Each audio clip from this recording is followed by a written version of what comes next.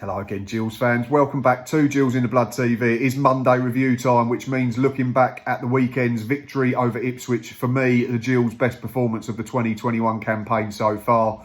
3-1 victors at the weekend and just a really, really good team performance against a good side who were 5 unbeaten coming into the fixture.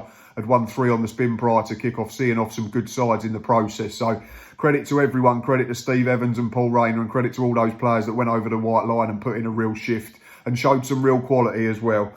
Defensively, I thought we were absolutely spot on for the majority of the game. Ipswich had 2 little spells, one midway through the first period and one shortly after half-time and just after they scored. But on the whole, we kept them at arm's length. I thought Robbie Cundy and Jack Tucker were absolutely superb in keeping James Norwood quiet, aside from one chance where Jack Tucker slipped, missed his header, but then got back and made a brilliant recovery tackle. Scored his first league goal for the club as well. Brilliant finish. So pleased for young Jack. And it's great to see him back to the levels we know he was at last season. Don't think he benefited from having numerous centre-back partners in the first half of the campaign. But since Robbie Cundy's come in, there's continuity in the selection. And I think that we're seeing the best of Jack Tucker again, which is great to see. Ipswich goal for me shouldn't happen because I don't think it's a free kick. I think Tommy O'Connor gets the ball, he gets a little bit of it and pushes it away, and the fella goes over, and the referee, Graham Salisbury, for some reason gives the set piece. But it's a good header for me. There's been a lot of talk about whether Jack Bonham's slightly at fault and off his line and should he save it, but I think sometimes there's just an over tendency to blame people whenever we concede a goal. I think sometimes you just have to hold your hands up and say the delivery's decent and it's a good header from Luke Chambers and it clips the bar on the way in, and the trajectory of it took it over Jack Bonham, who's kept us in plenty of games this season despite a little dip recently. So for me, no blame on the keeper, but credit to us. We were absolutely superb from that point. We rode out a little storm after they'd scored and had a passage of play where they was on top without really threatening Jack Bonham's goal again. And then we scored one of the best counter-attacking goals we've scored in a long time. I think it was Ryan Jackson initially broke up play, played the ball out down the right-hand channel. And then there's great link-up play between the captain, Carl Dempsey, and Jordan Graham. Graham releases Dempsey down the right, scampers away from the left-back. First-time ball is brilliant across the 6-yard line for Dane Oliver, arriving at pace after a gut-busting run. Finishes it first time past our former stopper, Tomasz Holy, who had absolutely no chance. And in fairness, he had no chance with any of the goals. He's pretty much motionless for all of them. He's motionless for the one that Ollie Lee cannoned against the foot of the post in the first half. And I thought Tomasz had a decent game in terms of his punching crosses and catching crosses and distribution. But you can say that maybe he had a little bit of a brain wobble for the third goal where he comes out of his box and gives a dodgy ball that ultimately leads to, for Dane Oliver, who was unplayable pretty much all afternoon for me. I thought he was absolutely superb. His second goal is a goal that we probably didn't expect him to score. Reminds me of when we had Tom Eaves that first season, and then he went away to Plymouth and took one down on his knee and volleyed it in from about 25 yards, and everyone sort of sat up and took notice then and went, "Whoa, we've got a real player here." And I think for Dane Oliver at that moment at the weekend, drop of the shoulder and bent a brilliant effort into the far corner, and again Holy had absolutely no chance. So yeah, a really, really good performance, great response. And 7 days after that disappointing defeat at Wimbledon a couple of Tuesdays ago, went to Portsmouth, drew, probably should have won, beat MK Dons and found a way somehow, and then saw off a very good Ipswich side. And we were pretty comfortable for the main. So a really good 7 days, a really good 7 points. Great to see Stuart O'Keefe back to his best. Great to see Jack Tucker back to his best. Great to see Dane Oliver scoring goals. Great to see Tommy O'Connor put in probably his best performance of the season as well. And he's back to the levels, I think, now of 19-20 when he was really, really good. But we do have another big game Tuesday night. Actually is a traditional 7:45 Tuesday kickoff, which is a bit strange considering all the 6s and 6:30s and 7 p.m. starts that we've had. But we travel very north to the Fylde coast to take on this team.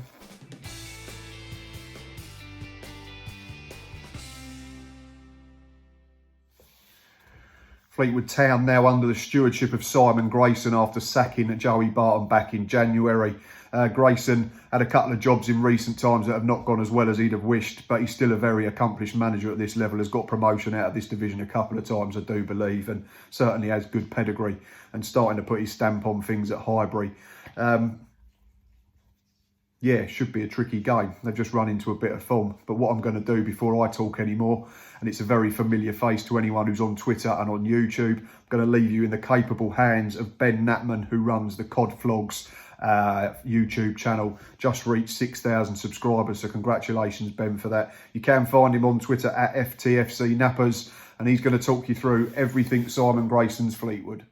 Now, Fleetwood season, it's been a mixture really, mate. I'm going to be honest with you. 1 minute we've been unbelievable. I think the result over Plymouth Argyle and Bristol Rovers, where we beat Plymouth 5-1, Bristol Rovers 4-1. And they were back-to-back. We, played very well early on in the season when we got a good run. We beat Oxford, we beat Gills, as you know. We went toe-to-toe with Portsmouth. We went toe-to-toe with the likes of Charlton away, where we were 2-0 down. We levelled it at 2-2. Ended up losing that game 3-2. And then Joey Barton got sacked on the 4th of January. We were about 3 or 4 points off the playoffs at the time. We were 10th in Sky Bet League One. And then we went on a 1 win in 9, really. And, we were struggling. And Simon Wells came in, did a job, managed 3 or 4 games. Pretty much lost them all. And then we got, we got Grayson in, who started off with a 0-0 over Bristol Rovers, a clean sheet. Moved us to a back 3, went 3-5-2, and we've been a bit more solid ever since. And we kept our first clean sheet on Saturday at the weekend, which I thought was a decent way to build. He's had 7 games now, Grayson, 3 wins, 2 draws, 2 defeats. I think that is a very good platform to have, really, if I'm honest with you, because, a side that was struggling, to have that, he steadied the ship, wins over Lincoln, Doncaster, now Shrewsbury, 2 sides that are fighting for promotion, and Shrewsbury are improving under Steve Cottrell, and my love goes out to him right now. And it's going to be a difficult game on Tuesday. Gillingham are a very good side. They play good football. They've got some good players up front. They've got a good midfield with the likes of Kyle Dempsey, who I think is one of the best midfielders in League One, and I was sad to see him go when he was at Fleetwood. So I wish him very much luck, Kyle. And Fleetwood, we just need to keep going. We need to keep winning games of football, because, that'll steady the ship. Back-to-back away wins, perfect example of that, because if you can get a couple of wins back-to-back, it's always nice. And yeah, I'm really looking forward to watching us play again right now. It's really good. So hopefully we can get back-to-back away. Hopefully we can get back to winning games at home, because at home we've not lost yet under Simon Grayson. So if we can carry on doing that, I'll be delighted. Now, my thoughts on Tuesday, it's going to be a very tough game. Gillingham play the right way. Steve Evans got them well drilled, hard to beat. People say long ball, but I don't see it like that. You've got nice, tidy players, and, they'll be like a Burnley of League One. They're not expected to compete, but they do compete with the physicality, the strength in midfield, good strikers. They don't spend what they can't. They bring players in that maybe other clubs can't get. They've got some very good signings in the summer, Kyle Dempsey being one. Johnny Kindy's starting to hit form as well. Decent goalkeepers as well. So I really like this Gill side. I'm a big fan of Steve Evans. Before they were fighting for relegation, Steve Evans has got them, around mid-table into the playoffs. I think the last 12 games, you're 5th or 6th in the form table, which is an unbelievable achievement. And you are mixing. You got a great win over Ipswich Town, which I thought was a superb win. And it's going to be a very, very tight game, and I'm hoping for a result. I'm going to go 1-1. I think it'll be a very tight game. Gillingham, good side. We're in form. I think the points will be shared on the foul coast in this one. Obviously, the weather can get quite intense, and it can kind of disturb other teams when they do come and play on the foul coast. But you've had a decent record against Fleetwood in the last few years at Highbury. I think you've drawn in the last few years. So, going to be a tight game. Hopefully a good one. Gill's going to finish mid-table this season. Unfortunately, I think it's going to be a bit of a hectic period to get into the playoffs, but maybe next year and Fleetwood will be just below the Gills. So very much looking forward to the game on Tuesday. Thank you, Matt, for having me on the channel, mate. And everyone gives a subscription to Gills in the Blood. Very good YouTubers. Keep it up, lads.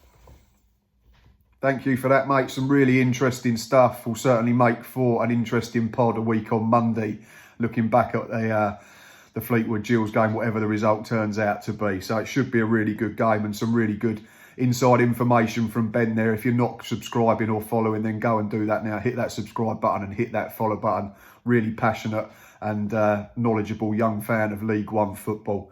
Right, in terms of comparative form of the two sides, last 6, Fleetwood lost, drawn, 1-1. So picked up in the last 2 after a bit of a sticky patch and an inconsistent period. So they've got 8 points from the last 18 available. Gills, 3 wins, a draw and 2 defeats gives us 10 points in the same period.